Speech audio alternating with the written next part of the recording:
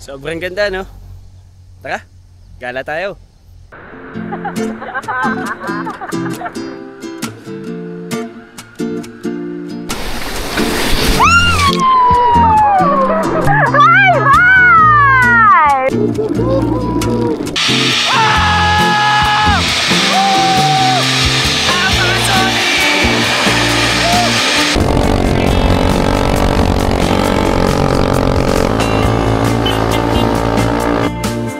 Magandang araw mga ma'am, mga sir. Ngayong araw, samahan ninyo kami sa panibagong gala na mangyayari for 3 days sa mga solid na lugar sa Mindanao tulad ng Cagayan de Oro at Bukidnon. From river rafting sa Cagayan de Oro River hanggang sa malalawak na kabundukan, cold weather at napaka-solid na scenery sa Bukidnon at iba't iba pang mga trip, lahat yan ay ating tutuklasin dito. At kung naghahanap kayo ng lugar na mapayapa, puno ng adventure, well, para sa inyo na to. Kaya ano pang hinihintay natin? Simulan na natin ang ating gala dito sa Mindanao. Sabay-sabay nating i-explore ang ganda ng Cagayan de Oro at Bukidnon.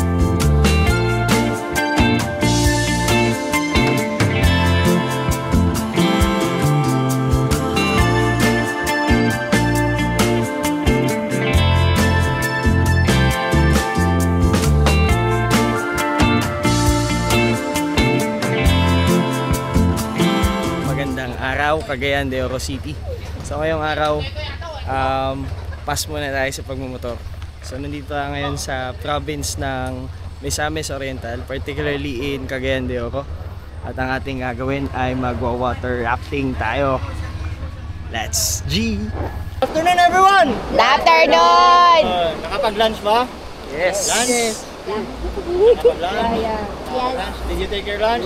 So for today, for today's video guys, I will speak English a little bit. First of all, welcome to First Rafting Adventure. So our company is the first company of first whitewater rafting in the entire Philippines since 1995. So later on, sinundan kami nung nasa Cagayan Valley, which is meron silang rafting sites doon. Then Davao, then here in Cagayan de Oro, we now have 4 companies active here. Okay, so we are the first in the entire Philippines.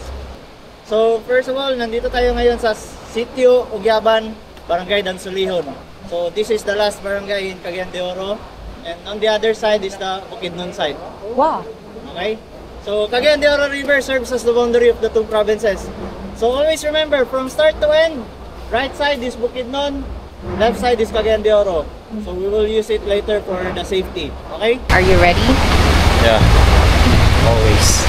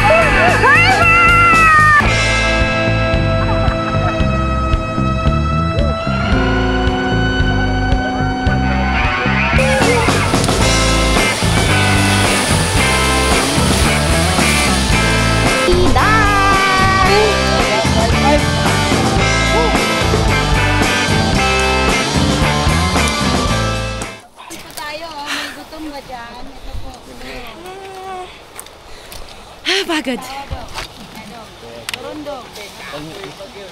Yes, we made it. Tapos na ang malupit na adventure dito sa Cagayan de Oro River. Napaka-solid ng river rafting. Ilan ba kayo?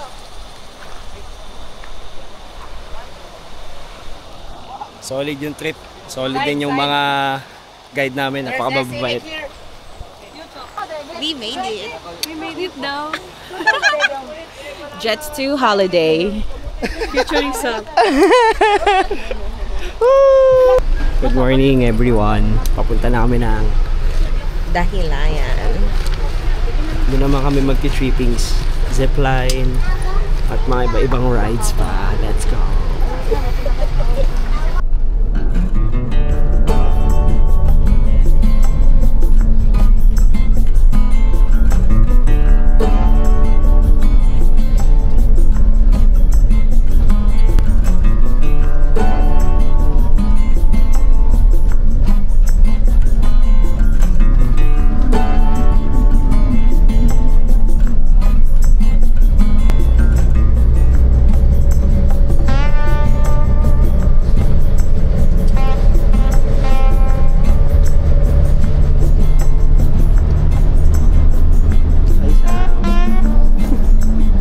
It's the day 2 of our adventure. So nandito kami ngayon sa Dahilayan Forest Park. Ayan, so dito tayo gagawa ng mga different activities katulad ng zipline. Try natin yan. Yung kanilang go-kart. And then we'll see kung ano pa yung mga pwedeng explore. Okay, so ito yung mga plano naming gawin na activity. With Henry and friends. With friends. Ano dyan? Dalawa lang. Rainbow slide. Tsaka yung forest.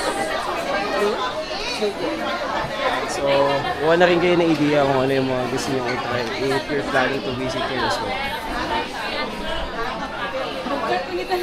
Ayan, so may napili na kami dalawang activity ng gagawin sa araw na to. It's the day 2 of our adventure dito sa... Ikaw lang. Okay. Bukidnon and Cagayan de Oro vacation namin, long weekend lang. So yun, samahan nyo kami. Let's go! Apaka-solid.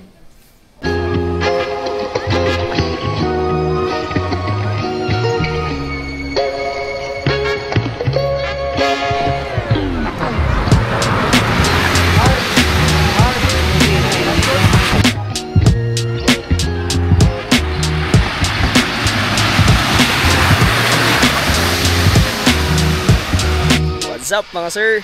So dito pa rin tayo sa Dahilayan Forest Park dito sa Bukidnon. And currently nakapila tayo sa next activity na ating gagawin dito sa kanilang Forest Lodge. Medyo may kahabaan yung pila. Pero anyway okay lang na maghintay tayo. Basta ganito yung view na makikita. Tingnan mo naman, apaka-solid. Busog mata kung ikaw ay nature lover or mahilig sa mga nature trip.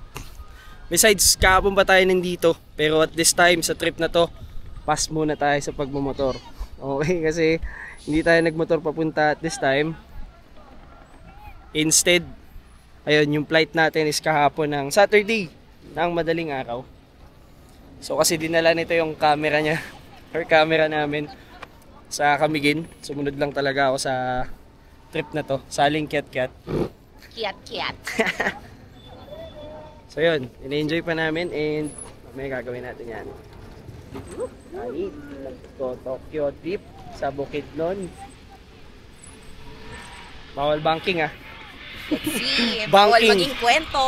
Banking 3 gulong. 20 na, B. Okay, let's na tayo. Tara! Rise na tayo! Okay. Woohoo!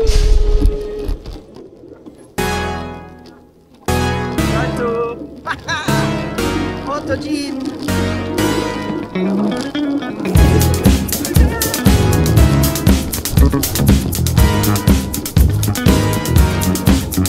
Photogene on the corner!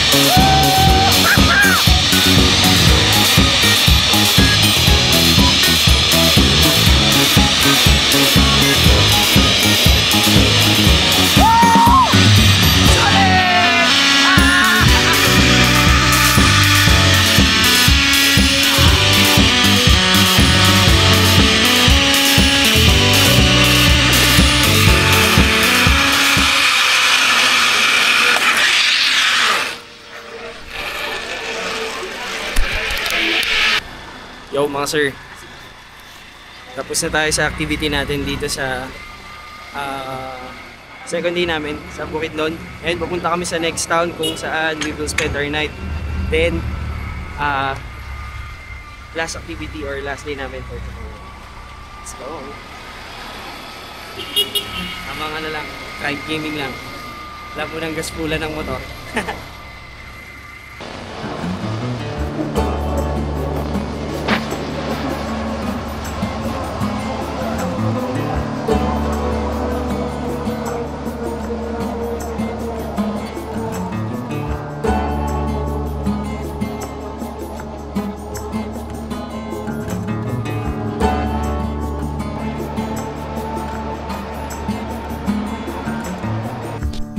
What's up mga sir?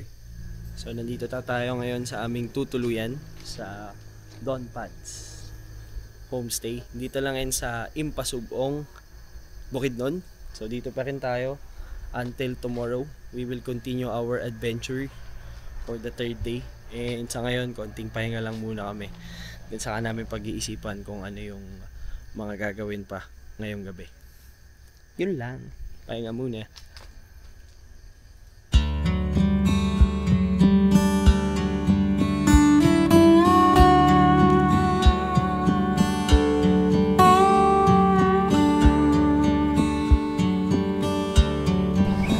Good morning. Tamang kape-kape lang muna. Napasarap yung aming kwentuhan at konting inuman kagabi. Pero anyway, tamang pampantok lang naman yon. Tamang ano lang, enjoy lang sa slow morning dito sa Bukidnon. It's the third day of our adventure.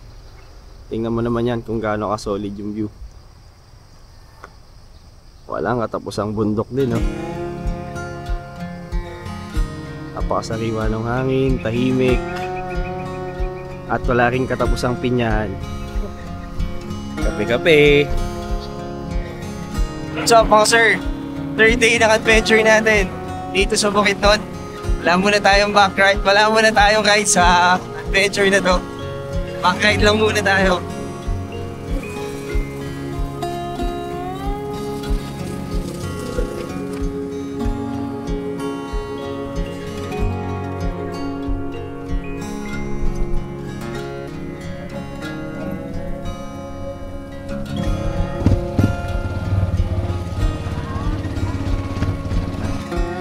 Okay mga sir, so first stop natin sa third day dito sa Bukidnon is yung kanilang communal ranch.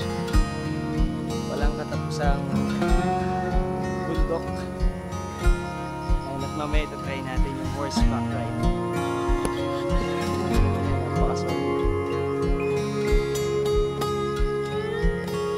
Enjoy ka naman. Kabad. Kabad. Enjoy ka ba, Sam? Bilang lumaki din sa province, hindi na bago sa akin yung bukid plus mountain scenery. Ilang beses na din ako nag-ride sa mountain province to witness yung mga solid na view na malawalang katapusang bundok. Nag-North Loop na din tayo at nagsawa sa bundok at rice field sa Cagayan at Ilocos province. Nagsama na din tayo kakamotor sa area ng Southern Luzon. In short, halos naikot na natin ang buong Luzon kakamotor. At sa panibagong adventure dito sa Bukidnon, iba din. Sobrang unique ng mga scenery at napakababait ng mga tao, lalo na yung mga guide namin. Kahit hindi gawang biro yung kalsada papunta sa main spot para ma-witness yung ganitong view, sure na sure at literal, matatanggal ang stress mo from mausok at maingay na environment ng Manila. Yung process ng pagtitipid just for the sake na makaipon para sa mga ganitong klaseng adventure, masasabi mong sulit na sulit talaga.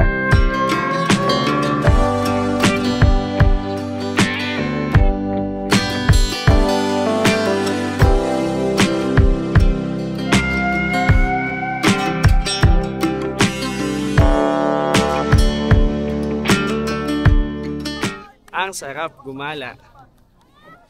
Ang sarap, ang ganda ng Bukidnon. Ay, happy long weekend.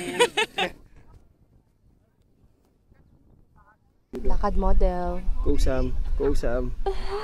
Yeah. Ganda mag-drone talaga dito, no?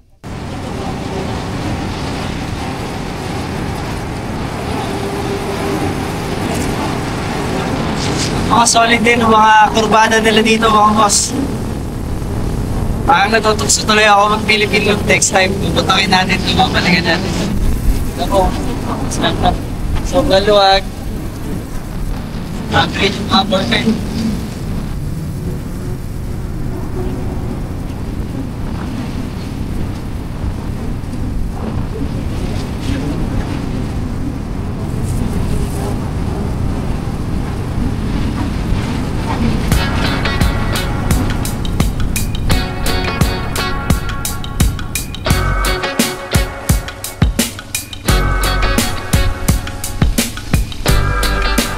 Sabi basic na basic ang lauwi yung Marsada.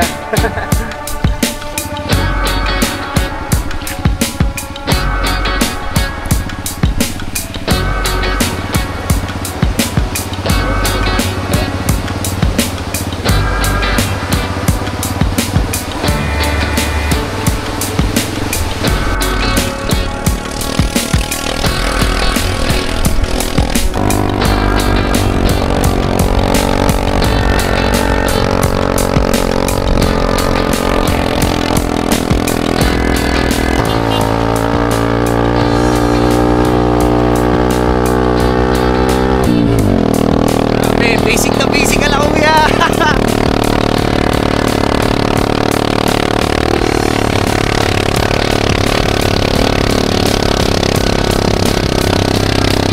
Tingnan mo yung road condition dadaanan namin at this point. Pero pinit ako lang kuya. Basic na basic lang. Binali lang yung akyatin eh. Sobrang taas, grabe.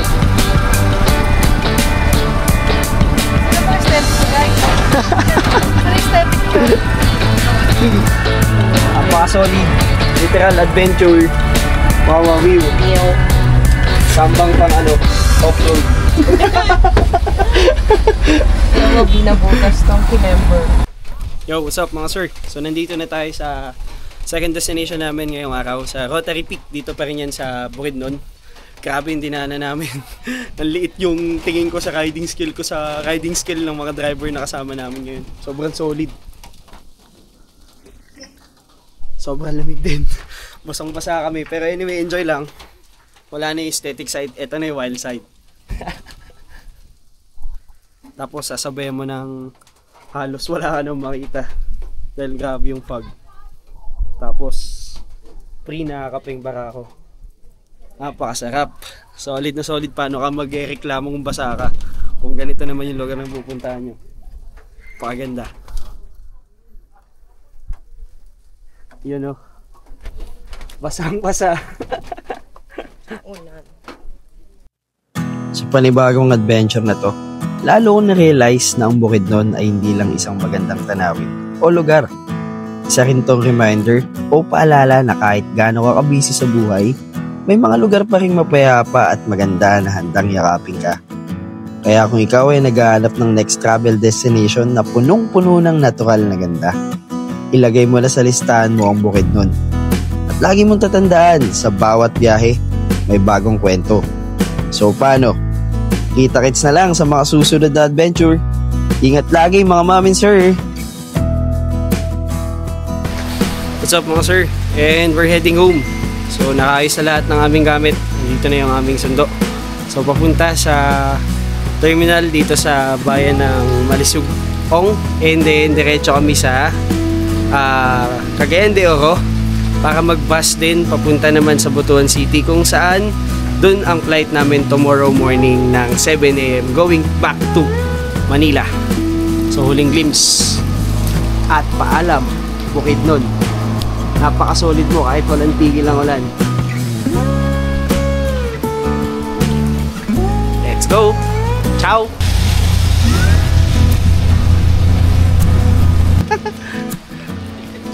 And so approximately it's almost 11 o'clock. So pauwi na rin kami. Hindi na pa kaming 7 nandito sa Cagayan de Oro. Okay, nakatch up lang namin yung 12 o'clock na biyahe papuntang Butuan City. Manila. Ang department ko ay ito ng Hospital Cruz. Sa tulong mo ng Official de Leon, Type Paluwi ko muna isang oras at 20 minuto.